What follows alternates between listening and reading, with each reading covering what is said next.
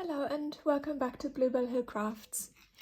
Today I want to show you how I stitch these fabric bangles, and you can see they're quite rustic, and you can add lots of charms and different embellishments. They work really well stacked with other bangles or bracelets that you may already have in your collection. And they're really easy to make. So this is a tray of goodies that I've been using, and this nylon cord is what's inside one of the bangles. So I'm not using a pre-existing metal bangle, for example, because you couldn't stitch all the way through it. I'm using this Fabri-Tac glue. It's not cheap, but it is absolutely wonderful. It really does the job. I also use a glue stick. Other brands are available and will work. Scissors. And then I'm using little Delica beads. These are size 11. And I've used those for these little sections here. I use a lot of threads that are left over from my sewing, and I've got a little basket next to my sewing machine, so I select all of these, and there's lots of little scraps and ribbons. With these linens, when you tear them, you get these really beautiful frayed edges. I've got some linen here, rust dyed, that I made a few summers ago, and some tea dyed as well. There's some embroidery floss, there's some tools. Depending on what you choose to embellish your bracelet or bangle with, you may or may not use them. So these are different pliers with or cutters, flat nose and round nose pliers. Charms, lots of them. There's a variety of shells, check glass beads and charms, and I do use quite a bit of ribbon as well. There's a mixture of sari silk, chiffon silk, and that's where I like to shop for those. So I think you've got an idea of what you can use. And the lovely thing is, it's great to use up scraps for these bangles and make them all individual, so they're all one of a kind. To start with, you'll need to cut a length of the cord that you're using to form the inner tube, so to speak. And when you measure the length, what might fit now won't actually fit any longer once you've wrapped all those fabrics and ribbons around it, so you need to allow a little bit of extra. These are quite different sizes, as you can see, and I did experiment a fair bit. And what you can always do if you end up with something that's too small, before you join both ends, you can add a bead or so to make it larger. So nothing is beyond rescue, I would say. And it is actually quite nice if you have different sizes in a stack, because it looks more organic.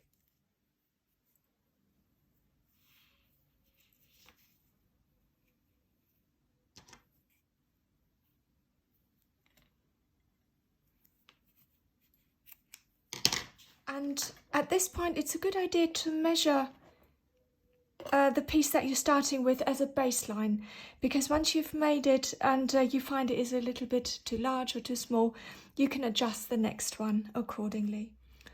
I usually like to pull a few things and lay them out to have a colour scheme to start with.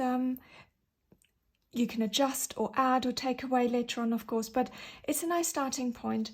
And what you want on show is what you would use later on. So the base, which is the grey in this case, is mostly going to be covered up, so I'm just using a strip of cotton, and you're sort of building up a bit of structure by adding another layer underneath. And have a little piece of paper towel handy.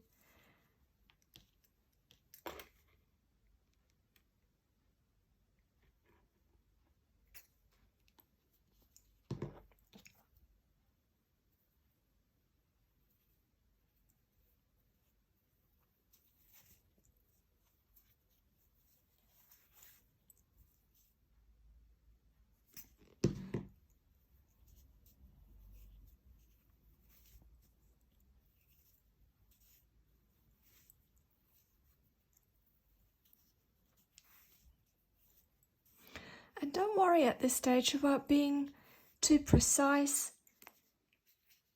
I just do this fairly quickly because I do have a tendency to be too, you know, correct with everything, and I do like the organic look of these bracelets, and if I slow down too much, I know that I'll be, you know, writing things, and you know, it'll look too orderly. Now and again, just add a dab of glue.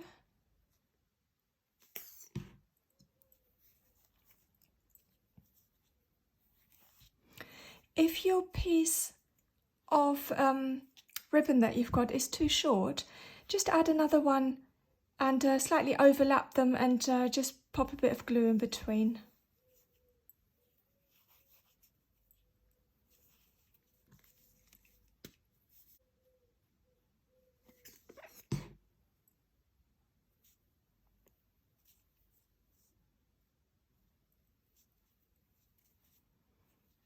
So again, I'm not going to worry about this end. I might trim this a little bit, who knows, or I can cover it up later on. Okay, so this is the first step, and I'm going to keep this selvage edge.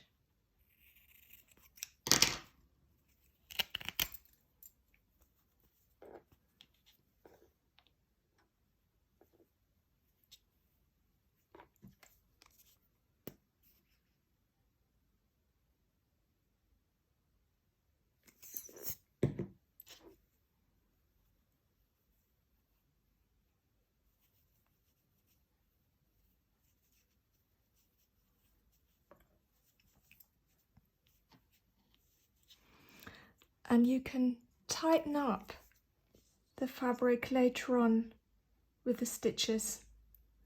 So this is just a preliminary stage to create a base for all the stitching.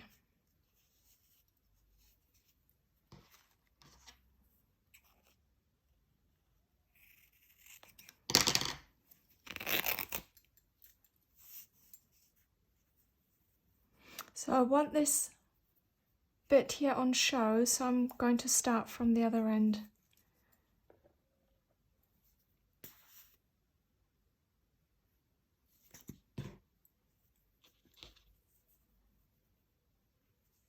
And again, I don't worry too much about positioning. I'm just wrapping.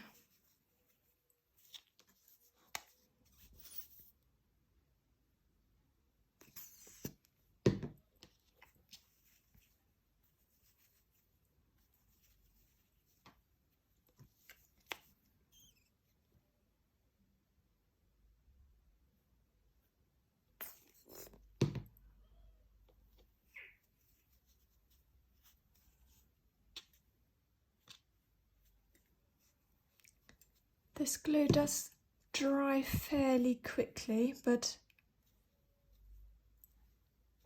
it's probably a good idea to have a couple prepped, and then you can stitch on the one that has had a little bit more time to dry.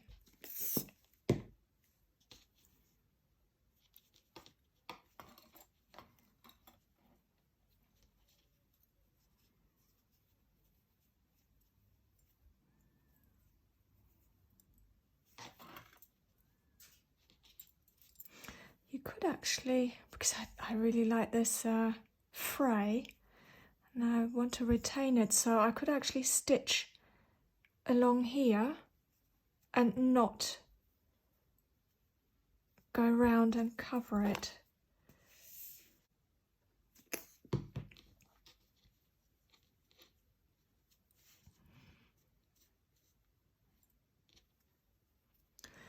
I find that apart from the colour scheme, I don't really know at all what the final bangle will look like. It's quite an organic process, and each stage, you know, I might throw up some surprises or different ideas, and I just go with it.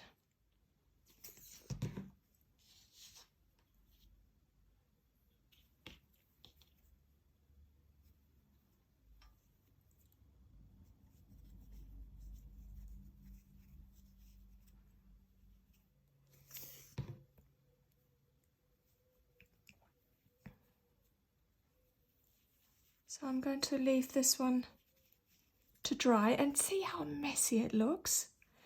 And you'll be surprised how different it will be when it's finished. This has had some time to dry, and it's now ready for some stitching. I've pulled a few threads from this bag of cut-offs. Embroidery floss, some is still 6-stranded, but most is 3-stranded, but there's also a couple of single strands in there, so I'm not sure what I'm going to use. I just like the colour scheme, and I start with a thin piece and add a quilter's knot. I want it quite thick.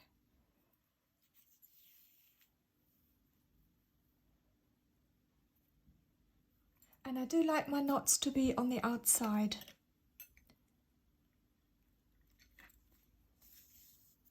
So I'm not going to hide it anywhere. You can trim this later on. And as I'm adding these first stitches, I do this fairly quickly because I want them to be organic and not too evenly spaced, and I literally just go around.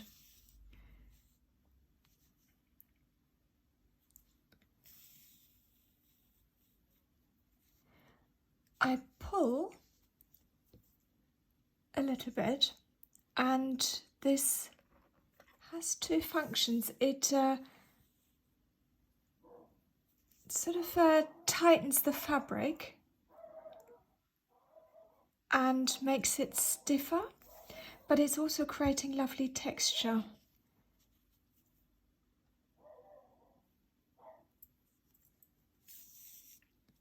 So just anchoring down all the fabrics here and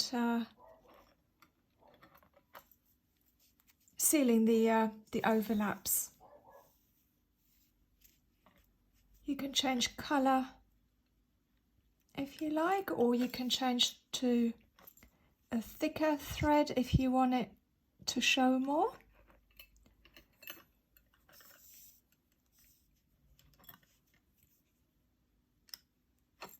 I'm not using a special needle. It is just a random needle from my needle book, one that I feel quite comfortable with stitching, and that's not too difficult to thread.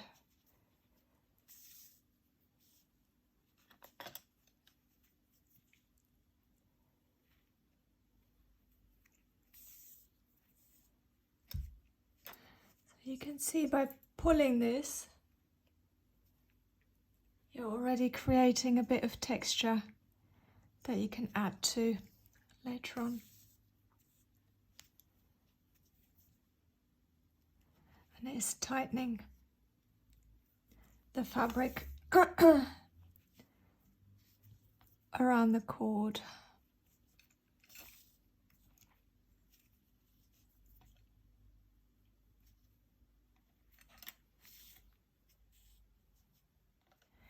You can also add beads already at this stage,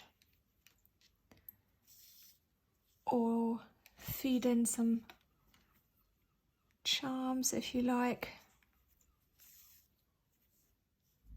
I'm coming up to the change of fabric, and I can either carry on with the same thread, and that is the continuity that would connect those two, and you're not ending up with a break in there. Or I could add, let's see, I could add something over the top and just carry on stitching. I might use one of a little piece of this check.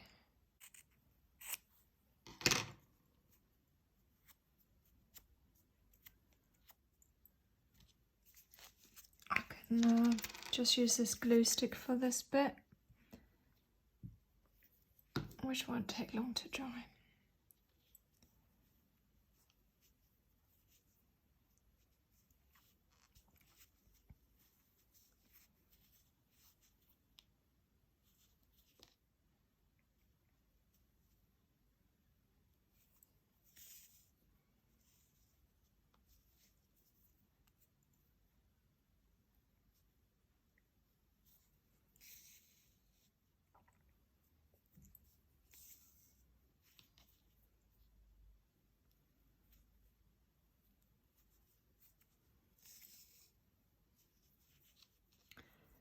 I've come to the end of that thread, and I'm going to start a new thread, and I will add some beads to the side of this pink piece. And because there's a gap between the fabrics, I will actually start the new thread back on here and overlap, just to anchor those two pieces together.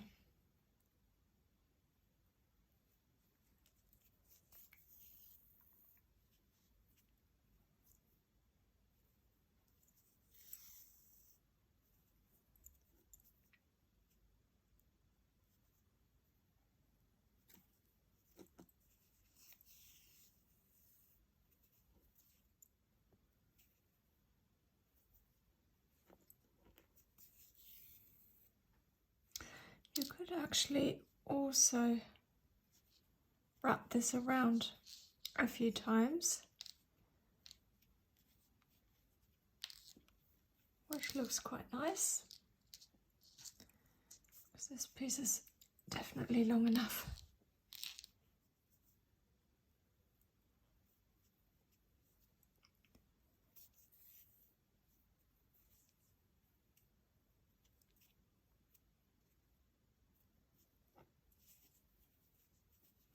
I'm imagining this is how it will look, so I'm going to add the beads on this side. And I want to catch both sides of this fabric, because the point is just to close it up with these stitches.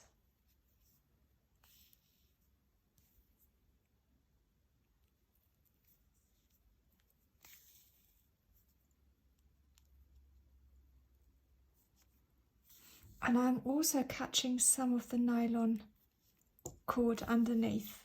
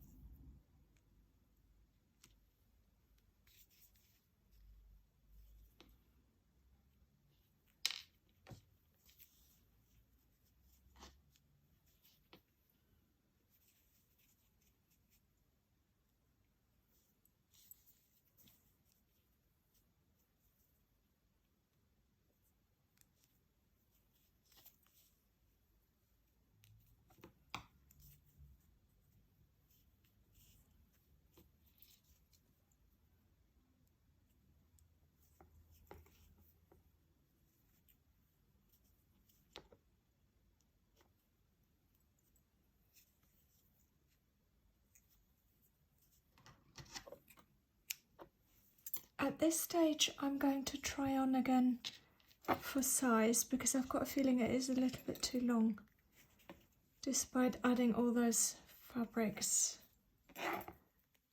and it is. So I'm going to chop a little bit off, and what I do now at this stage is I'm adding some of this Fabri-Tac, adding a good amount to both sides, just squeezing it in there.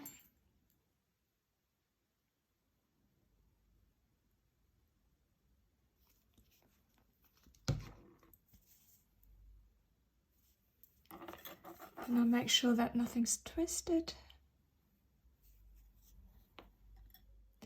And I'm actually holding this for a minute or so, just to give it a chance to bond. And to strengthen the join, I'm going to add something over the top of it, and then again I'll start the stitching a little way away either side and anchor everything down.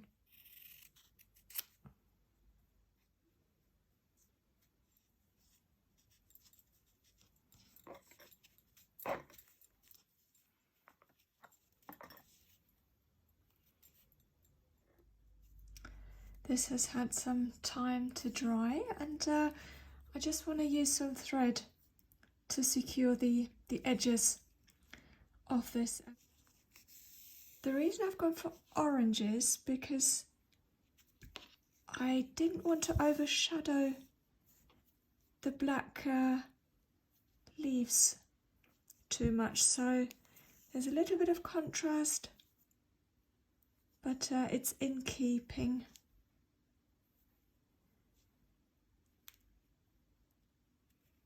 Sometimes you may find that it is a little bit hard to get through where you added the glue, but usually it's fine. If you struggle, just find a different spot, maybe a millimetre or so next to it, and usually that should work.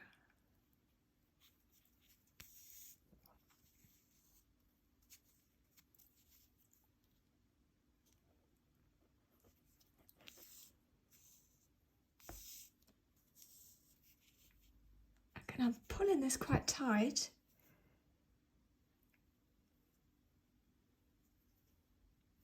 There's one of those tough spots, because I don't want this to be too loose.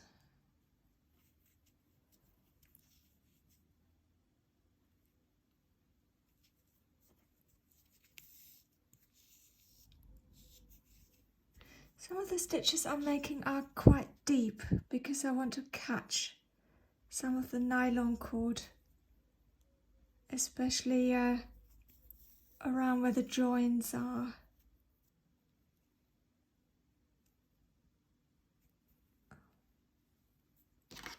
Sometimes you can use, any aids to push the needle through, and that will help.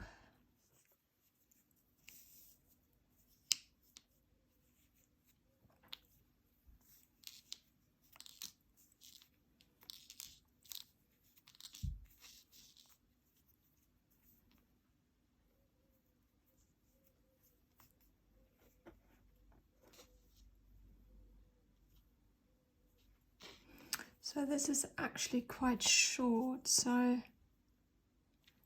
I'm going to snip it here in the middle. When you want to knot two threads that are really super short, take a pair of tweezers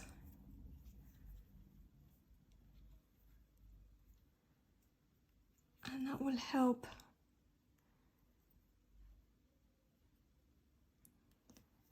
pull things through.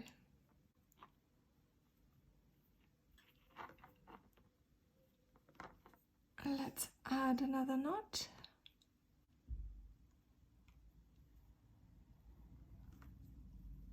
if you are worried about certain knots, you can actually just drop a little bit of the fabric glue on top to secure it. Just a tiny little bit. I'm just securing the last join, and this concludes part 1 of this tutorial.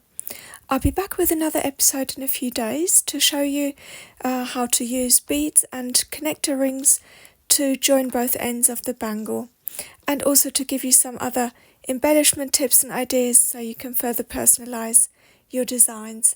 Thank you so much for watching. I loved having you, and I look forward to seeing you again soon.